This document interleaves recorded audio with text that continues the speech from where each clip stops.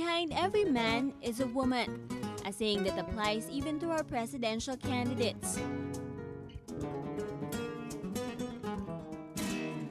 Second District Valenzuela Councilor Shalani Soledad, Senator Noynoy Aquino's longtime girlfriend.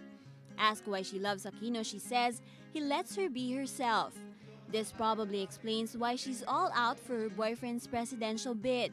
While she may be private about their relationship, she vows to be Aquino's support system during and after the May polls. Unlike Aquino, whose bid was forced upon him by circumstances, Senator Manuel Villar has been eyeing the presidential seat for quite some time now. This explains why his wife, Las Piñas Representative Cynthia Villar, was no longer surprised with her husband's decision. She describes her husband as simple, hardworking, dependable, and faithful. Former Olongapo Mayor Kate Gordon feels just as strongly about her husband. She believes Senator Richard Gordon can also transform the Philippines the way he transformed Subic. His secret, Mrs. Gordon says, is his ability to motivate people. But if there's one who we can say has sacrificed the most for her husband, it would be former First Lady Loy Ejercito Estrada.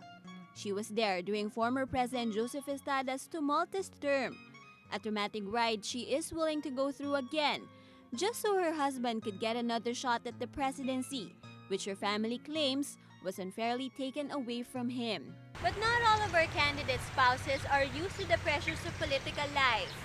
Many were hesitant at the beginning, aware that their partner's presidential bids could dramatically change their lives.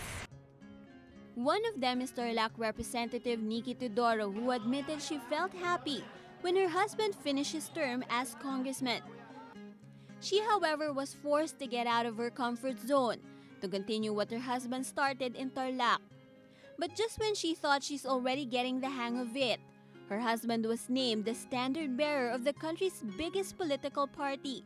Taking on the challenge, Mrs. Teodoro goes to almost all of her husband's sorties, describing him as a very stable and hardworking man whose good values may very well be the key to uniting the country. In contrast, news of Brother Eddie Villanueva's second presidential bid was not something his wife immediately wanted to go through again. Adoracion Villanueva, who's the executive director of the Jesus is Lord movement, immediately took refuge in the Bible. First verse she saw was 1 Chronicles chapter 17, verse 4 to 7.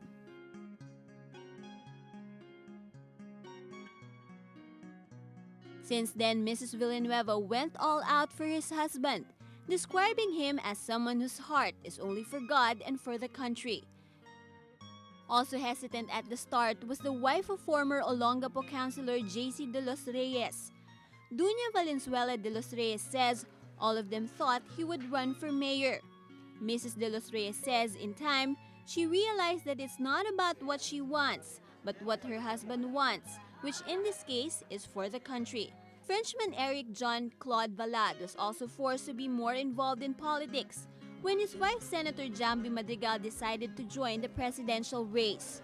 The Frenchman is rarely seen with the senator, fueling speculations his marriage with Madrigal was just for show to cover her homosexuality. Valade, however, says neither he nor his wife is gay, citing their 7 years of marriage as proof of this. Now more involved, Valade joins Madrigal in her sorties, describing her to voters as an idealistic individual.